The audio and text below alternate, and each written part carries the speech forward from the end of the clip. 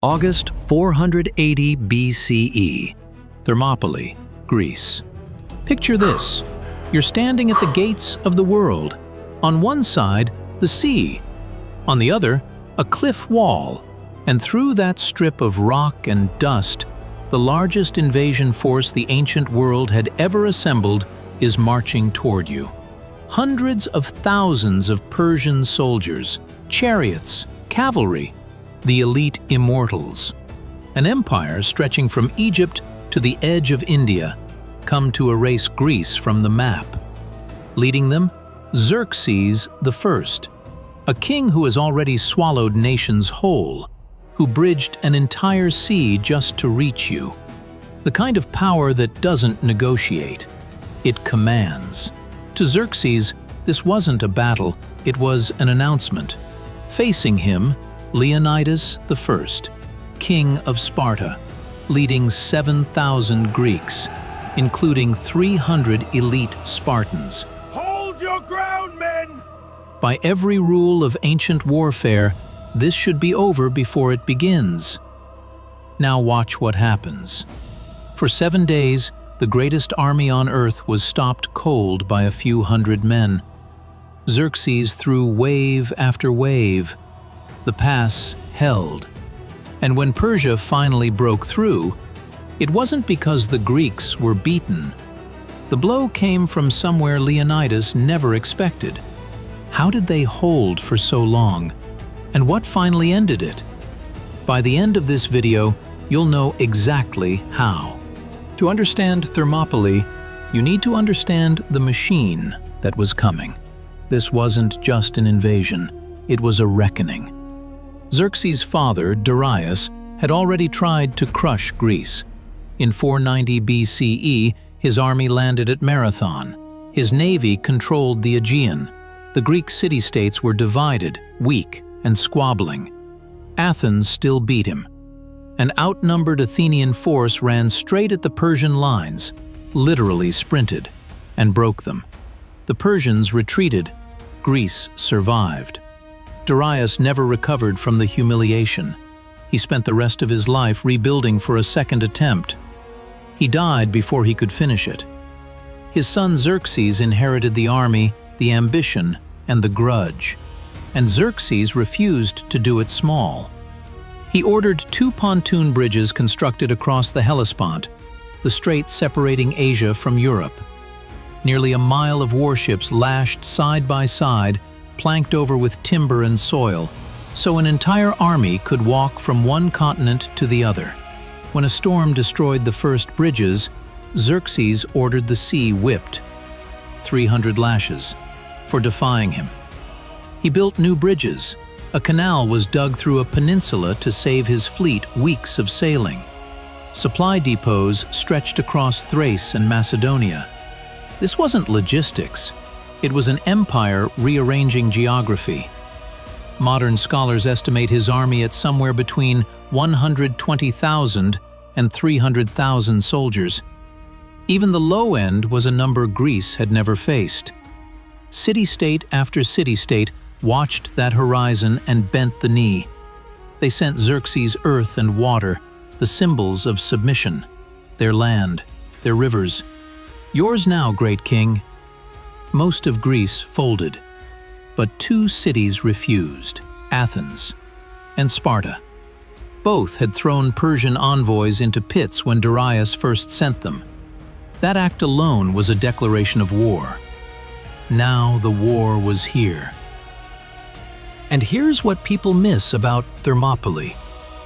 Leonidas didn't march with only 300 men because Sparta didn't have more. He marched with 300 because Sparta was celebrating. The Carnea, a sacred festival honoring Apollo, was underway. Spartan law forbade military campaigns during religious festivals. That same law had caused Sparta to miss the Battle of Marathon 10 years earlier. But the situation was too urgent to wait. The ephors, Sparta's ruling council, gave Leonidas special permission. Not a full mobilization, a forward force. Take the royal bodyguard, march north, hold the pass. buy time for the festival to end and the full army to follow. There was also the oracle. Before Leonidas left, the oracle at Delphi delivered its verdict. Either Sparta falls or a king of Sparta must die. Leonidas understood exactly what that meant. He didn't select the 300 based on skill alone. He chose men who already had sons, men whose families would continue without them. He was not assembling a fighting force. He was assembling a sacrifice. Leonidas himself was around 60 years old. He had not expected to become king. He was the third of 4 sons, not the obvious heir. But fate had other plans, as did Xerxes. En route to Thermopylae, allied contingents joined him: Thespians, Thebans, Phocians, Corinthians, and others. By the time the Greek force reached the pass, it numbered over 7,000. City-states who understood the same thing Leonidas understood. If Xerxes reached the south, there would be no south left. They marched into the pass, and then they waited. Thermopylae means hot gates. Named for the sulfur springs that bubble up there, the smell of something ancient and volcanic. Modern visitors are surprised by how it looks today. Centuries of silt have pushed the sea back. The land is wide and flat. But in 480 BCE, that corridor between the cliffs and the Malian Gulf was barely 100 meters wide at its broadest point. At the narrowest section, the middle gate, where Leonidas planted his line, it squeezed to almost nothing. Think about what that does to an army of thousands. Numbers don't help you if you can only fit 50 men abreast. Cavalry is useless on ground hemmed in by sheer rock. Archers lose their value when the enemy is 10 feet in front of you. Persia's greatest weapons, overwhelming mass, shock cavalry, volume arrow fire, were neutralized the moment they entered that corridor. The Greeks also had a wall. Built years earlier by the Phocians to defend against Thessalian raids, it had fallen into disrepair. Leonidas set his men to rebuilding it the day before battle. A fixed line, an anchor point, a place to stand and not move.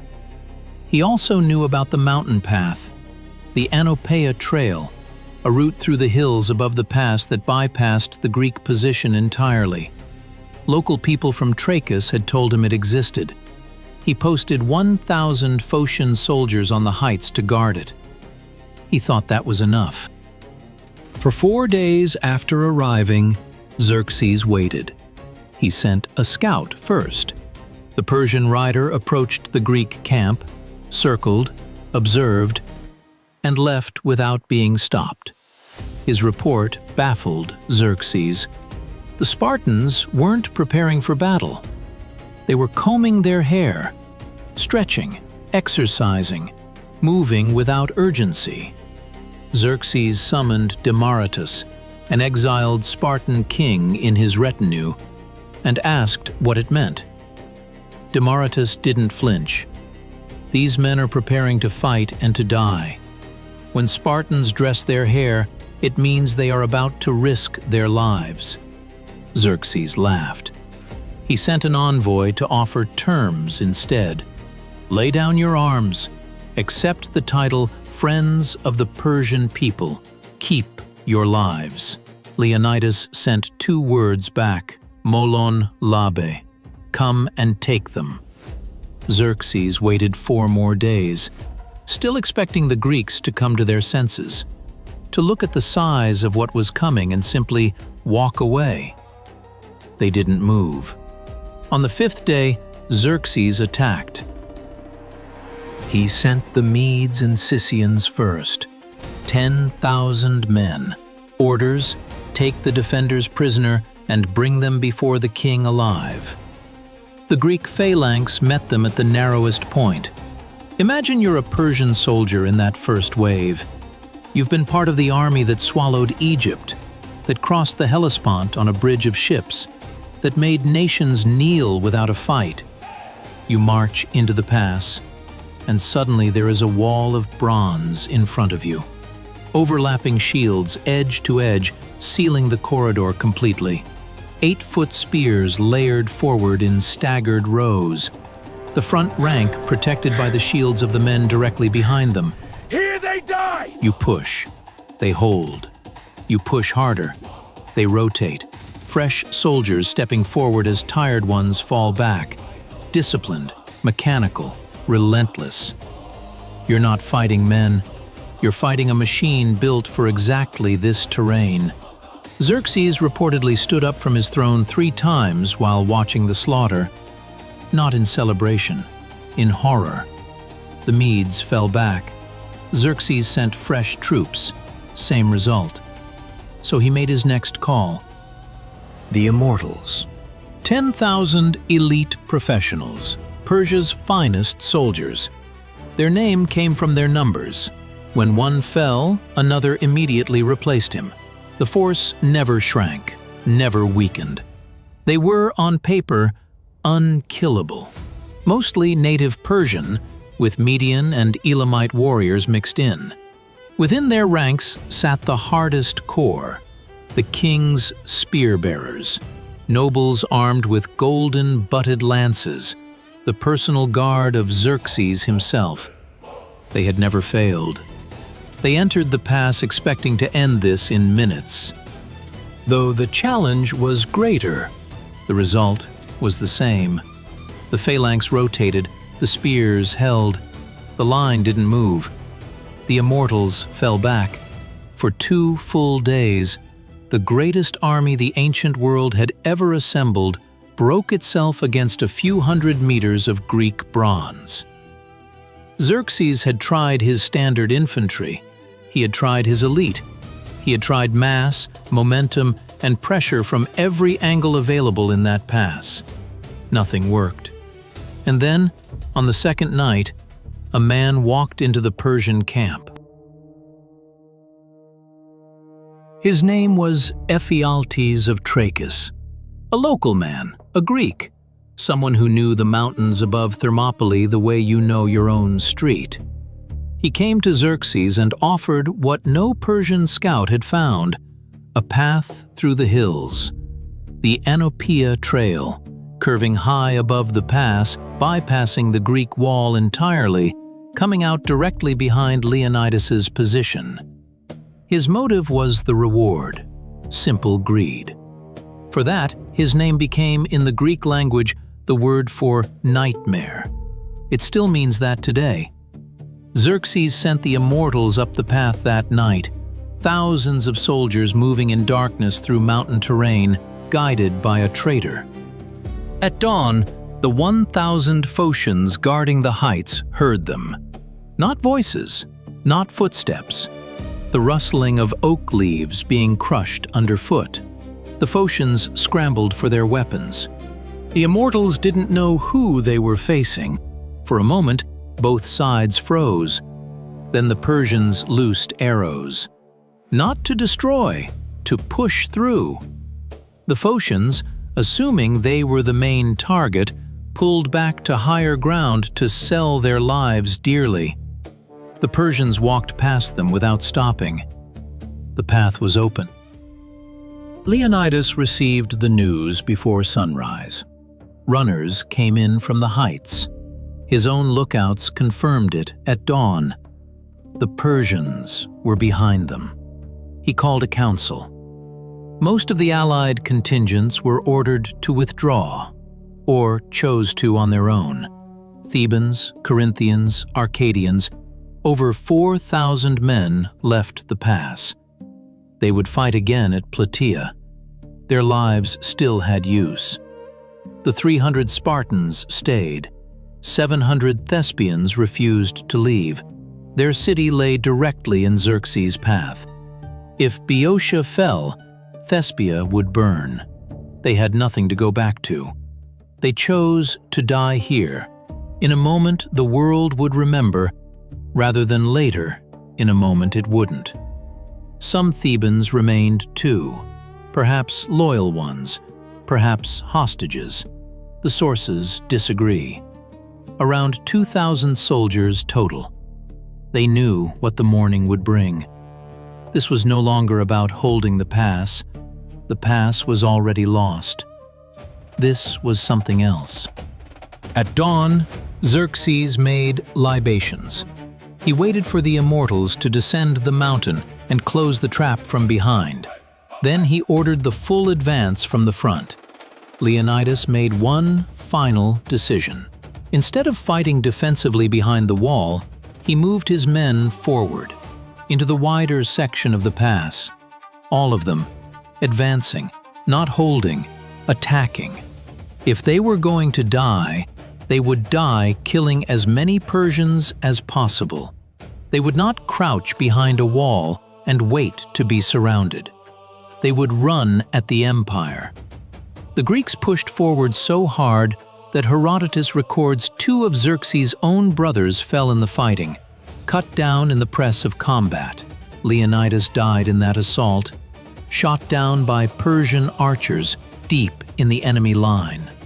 What followed was one of the most ferocious struggles in ancient history. The Greeks fought to reclaim his body. They pushed the Persians back 4 times. 4 times they drove into the enemy formation and took him back. When their spears shattered, they drew swords. When swords were gone, they used their hands, their teeth. The immortals arrived from the rear. The Thebans broke away, hands raised, surrendering. Many were cut down before their surrender was accepted. The survivors were branded with Xerxes' royal mark. The remaining Greeks, Spartans and Thespians together, fell back to a small hill behind the wall. Xerxes gave the final order. Persian archers covered the hill until nothing moved. The pass was open. Here's where you have to be honest about what happened. Thermopylae was not a Greek victory. The pass fell. Xerxes marched south. Athens was evacuated and burned. The Acropolis looted and set on fire. If you measure by territory held, objectives achieved, armies saved, this was a defeat. The ancient historians knew it. The modern scholars say it plainly. And yet, something happened in that pass that changed the war. Not the time bought, probably just a few days, since Xerxes spent most of the following weeks methodically reducing Greek resistance. What changed was the story. Thermopylae proved something that hadn't been proven before. Persia bleeds. The immortals, unkillable on paper, had been turned back by men who knew they were already dead. The math of empire had been made to look like a lie.